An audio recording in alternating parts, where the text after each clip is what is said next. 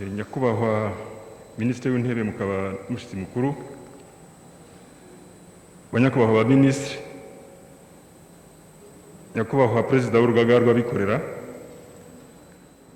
Banyakubahwa abasora mwese dukesha ibirori by'uyu munsi, Banyacyubahiro batumirwa mwese, mu izina ry'ikigo cy'imisoro n'amahoro, abagize inama y'ubutegetsi, abayobozi n'abakozi bacyo bose, ndabasuhuje kandi mbifurije umunsi mwiza no kunogerwa na gahunda zose zijyanye n'uyu munsi.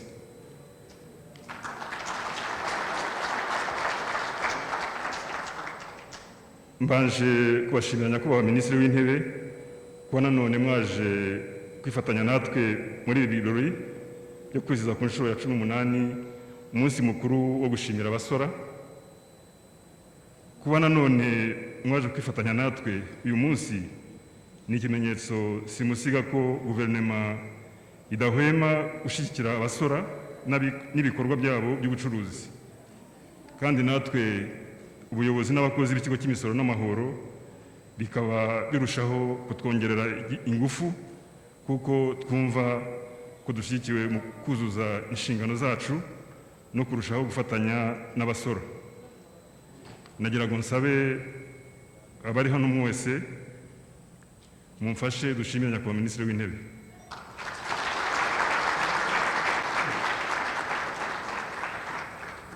Nyakubahwa Minisitiri w'Intebe, Banyacyubahiro batumirwa mwese, iyi baye inshuro ya 18 twizihiza umunsi mukuru wo gushimira abasora, tukaba ku rwego rw'igihugu tuwizihije hano mu mujyi wa Kigali, nyuma y'iminsi twari tumaze mu bikorwa byo kuwizihiriza mu ntara dufatanya n'abasora, inzego zibahagarariye ndetse n'inzego za leta. Ibikorwa byaranzwe hanini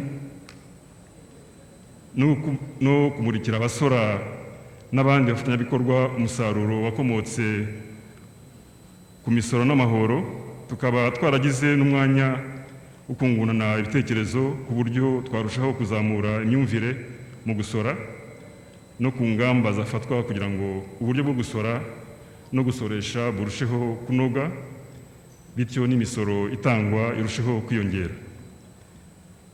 Kuri iyi nshuro ya 18, insanganyamatsiko y'uyu mwaka wahariwe abasora iragira iti: dushyigikire ubucuruzi, twubake ubukungu buhamye.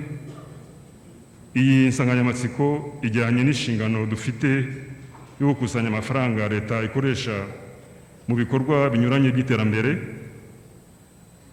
tukabikora tworohereza abasora mu kuzuza neza inshingano zabo no gufata ingamba zishyigikira ubucuruzi.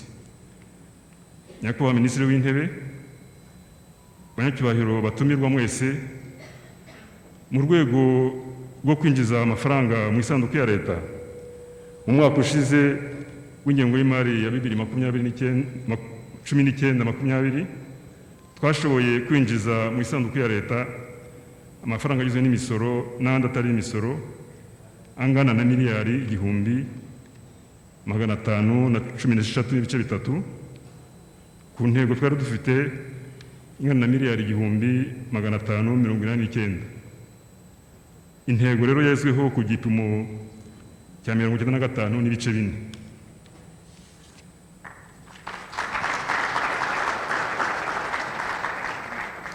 Twashoboye kandi gukusanyiriza uturere two mu gihugu imisoro n'amahoro bingana n'amafaranga y'u Rwanda miliyari 32.2, mu gihe intego yari yo kwinjiza miliyari 68.2. Intego yagezweho ku gipimo cya 90.8%.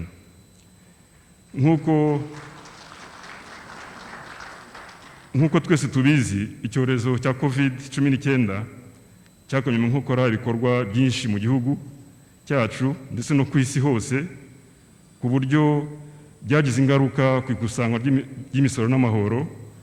Akaba ari nayo mpamvu nyamukuru tutabashije kugera ku uyu mwaka wa 2019-2020. Ibikorwa bimwe na bimwe by'ubucuruzi byarahagaze, urujya n'uruza rw'abantu n'ibintu ruragabanuka, ndetse n'ibikorwa bimwe na bimwe bitanga umusoro bigerwaho ingaruka zikomeye, ku buryo bitagarukiye kutagera ku ntego mu kusanya ry'imisoro gusa, kuko n'izamuka ry'ubukungu bw'igihugu byadindiye muri rusange. Nyakubahwa Minisitiri w'Intebe, banyacyubahiro batumirwa mwese, nishimiye kubamenyesha ko mu mwaka mushya w'ingengo y'imari 2020-2021 twawutangiye neza, kubera ko mu gihembwe cya mbere cyawo Nyakanga Nzeri twageze ku ntego ku gipimo cy'106.1. Ku mafaranga twakusanyirije uturere, intego twayigizeho ku gipimo cy'107.6.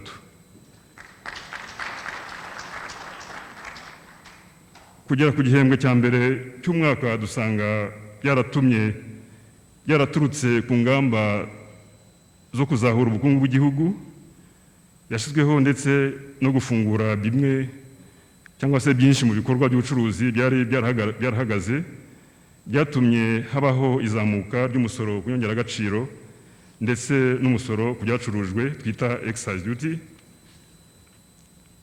Nkaba mboneyeho gushimira abasora ku bw'uwo musaruro mwiza wagezweho, kandi mbasaba ko bakomerezaho n'intego y'umwaka wose ikazagerwaho, bityo ibikorwa biva mu misoro bikabagarukira.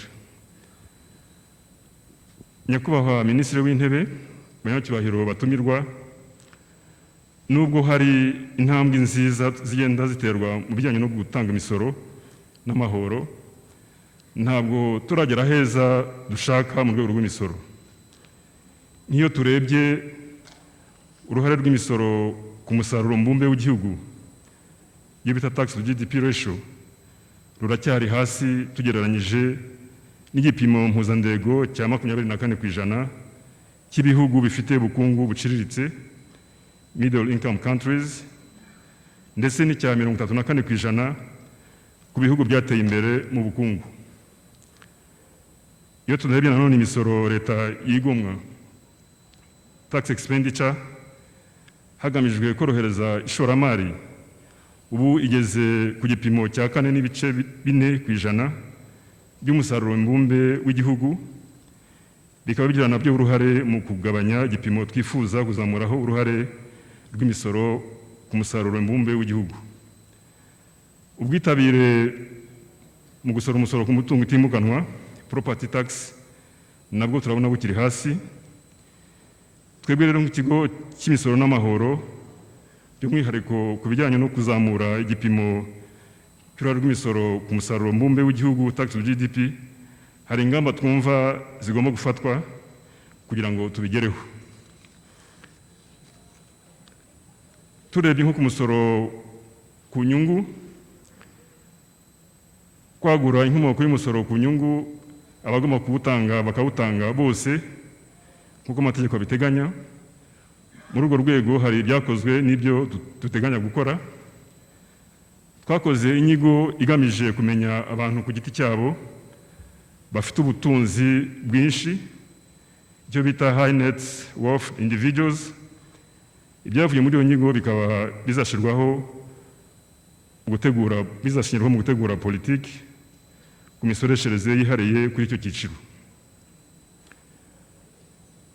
Kunoza kurushaho imisoreshereze y'amasosiyete ifitanye isano akorana no ku rwego mpuzamahanga, multinational enterprises, hagamijwe gushyiraho uburyo bwo gusoresha izo sosiyete mpuzamahanga zikorera mu Rwanda se cyangwa se zifite amashami mu Rwanda. Ku birebana n'umusoro ku mutungo utimukanwa, tuzongera ingufu ubukangurambaga n'ubufatanye mu gusoresha umusoro ku mutungo utimukanwa, property tax, kuko byagaragaye ko igipimo cyo kuwushura kiri hasi. Ibyo birasaba ko inzego zose, iz'ibanze, iza leta n'iz'abikorera, zibigiramo uruhare rugaragara. Ku birebana n'umusoro ku nyongeragaciro, tuzakomeza kunoza imisoreshereze y'umusoro wa VAT, kandi ni muri urwo rwego twateguye imbanzirizamushinga y'itegeko tuzageza vuba kuri Minisiteri y'Imari n'Igenamigambi kugira ngo nawe wakomezwa n'inzego zifite ububasha.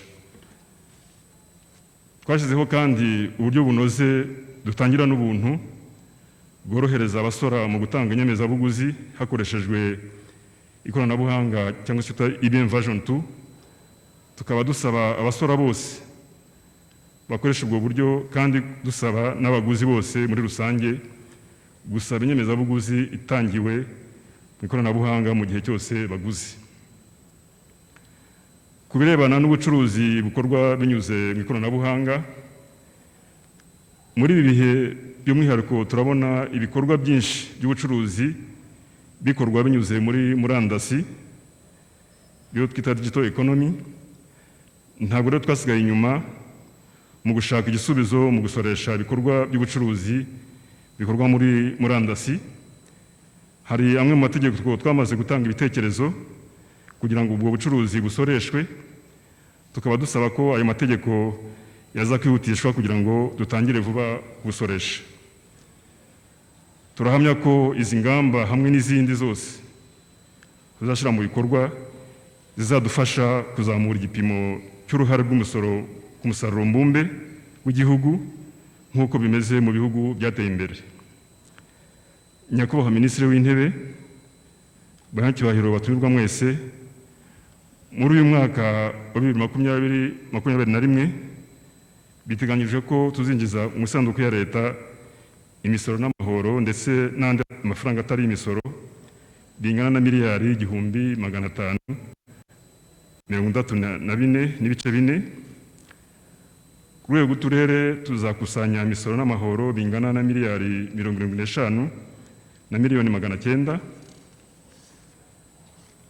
Kugira ngo iyo ntego igerweho, tuzakomeza gukenera inkunga ya guverinoma ndetse n'ubufatanye burushijeho bw'abasora.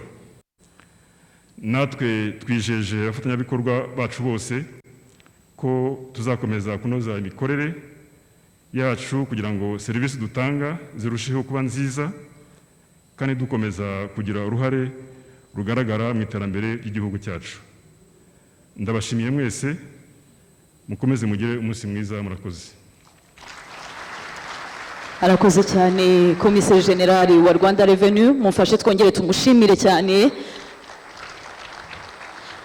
Hari ikintu akomojeho avuga ati dukomeza kugira uruhare mu guteza imbere igihugu cyacu no kubaka igihugu cyacu.